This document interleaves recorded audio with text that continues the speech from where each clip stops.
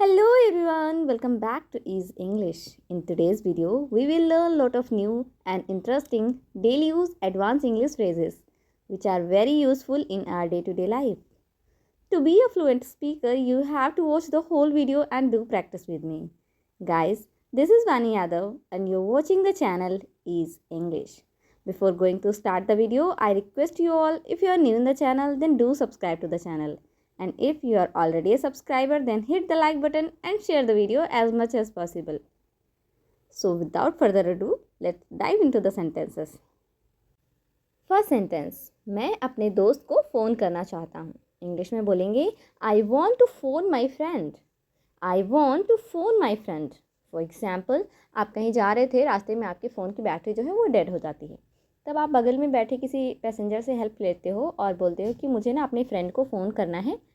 तो आप उससे कहिए I want to phone my friend, could you please give me your phone. Next sentence, क्या तुमने मुझे पहचाना नहीं. इंग्लिश में कहेंगे didn't you recognise me. Didn't you recognise me.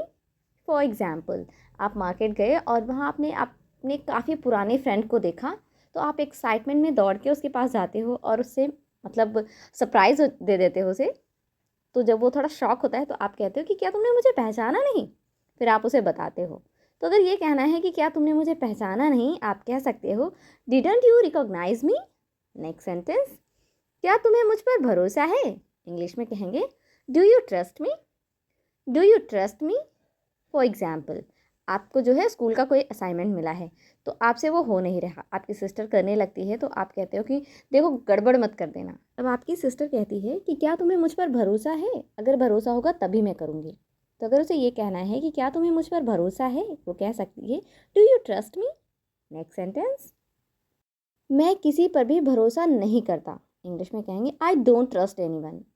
I don't trust any one. For example, आप लोग आपस में सभी फ्रेंड मिलके बातें कर रहे थे, तो सब एक दूसरे पे ट्रस्ट की बातें कर रहे थे, तो आपने कहा कि नहीं, मैं किसी पे भरोसा नहीं करता, आजकल की दुनिया में किसी पे ट्रस्ट नहीं किया जा सकता. तो अगर आपको ये कहना है कि मैं किसी पर भरोसा नहीं करता, आप कहिए I don't trust anyone. Next sentence, वह कहाँ रहती है. इंग्लिश में पूछेंगे where does she live. Where does she live.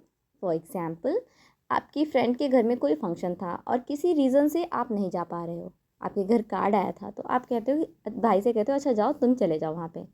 तो पूछता है ना कि अच्छा वो रहती कहाँ है. तो अगर उसे पूछना है वो कहाँ रहती हैं या फिर उनका एड्रेस क्या है, तो उसे पूछना चाहिए where does she live. Next sentence, मैं वहाँ नहीं था. इंग्लिश में बोलेंगे I wasn't there. I wasn't there.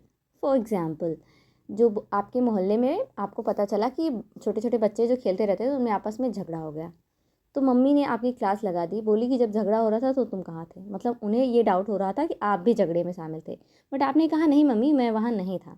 तो अगर ये कहना है कि मैं वहाँ नहीं था, आप कहिए I wasn't there. Next sentence, सब ठीक हो जाएगा. इंग्लिश में कहेंगे everything will be fine.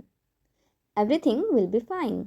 For example, आपका फ्रेंड है, किसी बात को लेके बहुत परेशान है, जब आपसे वो बात करता है तो उसे काफ़ी रिलैक्स फील होता है, फिर आप उसे समझाते हो कि टेंशन मत लो यार, सब ठीक हो जाएगा. अगर आपको ये कहना है कि सब ठीक हो जाएगा, आप इंग्लिश में कहिए everything will be fine. Next sentence, मैं ऐसा नहीं कर सकता. इंग्लिश में कहेंगे I can't do so. I can't do so. For example, आपके नोन में या फिर आपके फ्रेंड सर्कल में कोई ऐसा पर्सन है जो झूठ नहीं बोलता कभी, और आप किसी रीज़न से उसे कह रहे हो यार जाके झूठ बोल दो, तो कहता है ना नहीं यार मैं ऐसा नहीं कर सकता. तो अगर वो साफ साफ कह रहा है मैं ऐसा नहीं कर सकता और इंग्लिश में कहना चाहे तो वो कह सकता है I can't do so. Next sentence, यह कब हुआ. इंग्लिश में कहेंगे when did it happen. When did it happen. For example, आपकी आपके फ्रेंड से काफ़ी दिनों से बात नहीं हुई, तो जब आपकी बात हुई तो आपको पता चला कि उसके साथ कुछ बहुत बुरा हो गया, तो आप कहते हो यार ये कब हुआ, तुमने बताया ही नहीं. तो अगर ऐसे सरप्राइजली आपको पूछना है कि ये कब हुआ, आप कहिए when did it happen. Next sentence, कल खाना किसने बनाया था. इंग्लिश में कहेंगे who made the food yesterday. Who made the food yesterday. For example, आपके घर कई सारे गेस्ट आए और वो एक दो दिन स्टे कर कर रहे हैं आपके घर में, तो आप उन्हें मतलब उनके सेवा सत्कार में लगे रहते हो और उन्हें डिलीशियस डिशेस बना के खिलाते हो. तो जैसे शाम को आपने खाना बनाया और सबने खाया, लेकिन शाम को पूछना भूल गए। सुबह पूछते हैं मॉर्निंग में कि बेटा कल खाना बहुत अच्छा बना था, कल खाना किसने बनाया था। तो अगर ये उन्हें पूछना है कल खाना किसने बनाया था, वो इंग्लिश में पूछ सकते हैं who made the food yesterday? Who made the food yesterday? Alright guys, these are the 10 sentences for today's practice. You have to read them and practice.